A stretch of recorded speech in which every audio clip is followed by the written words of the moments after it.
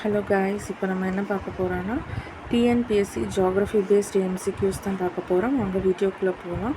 So பின்வருவனவற்றில் இமயமலையின் நதி எது? இதுக்கான ஆன்சர் பார்த்திங்கன்னா சட்லஜ்.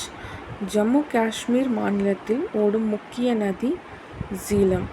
அடுத்து, கீழ்கண்டவற்றில் அரபிக்கடலில் கலக்கும் ஆறு அப்படின்னா பெரியார். அடுத்து, சில்கா ஏரி எங்கே அமைந்துள்ளது? இதுக்கான ஆன்சர் மகாநதி மற்றும் கங்கைக்கு இடையே. அடுத்து பார்த்திங்கன்னா, இந்தியாவில் ஏரிகளின் ராணி என்று அழைக்கப்படும் ஏரி சாஸ்தம் கோட்டா ஏரி. இந்த சாஸ்தம் கோட்டா ஏரி எங்கு அமைந்துள்ளது? கேரளா. ஆலமட்டி எந்த நதிக்கரையில் உள்ளது? ஆன்சர் பார்த்திங்கன்னா கிருஷ்ணா. அடுத்து, கிருஷ்ணா நதி பாயும் வழித்தடம் கர்நாடகா அப்புறம் மகாராஷ்டிரா இந்த மாநிலங்களில் தான் வழித்தடமாக வச்சு பாயுது அப்படிங்கிறாங்க.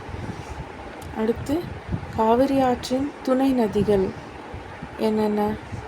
அமராவதி, பவானி, ஹேமாவதி, கபினி. அடுத்து, கோதாவரி ஆறு எப்படி அழைக்கப்படுகிறது?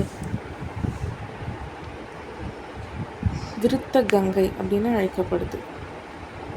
ஸோ இந்த மாதிரி எம்சிக்யூஸ் பார்த்திங்கன்னா தமிழ்நாடு, அதே போல் வந்து தமிழ்நாடு ஜியாகிரஃபிக்கல் பேசிஸில் இருக்குது. அதே போல் பார்த்திங்கன்னா உங்களுக்கு மேற்கு தொடர்ச்சி மலை, கிழக்கு தொடர்ச்சி மலை எல்லாம் இருக்குது. நான் இந்த எம்சிக்யூஸ்லாம் பின் பண்ணுறேன்.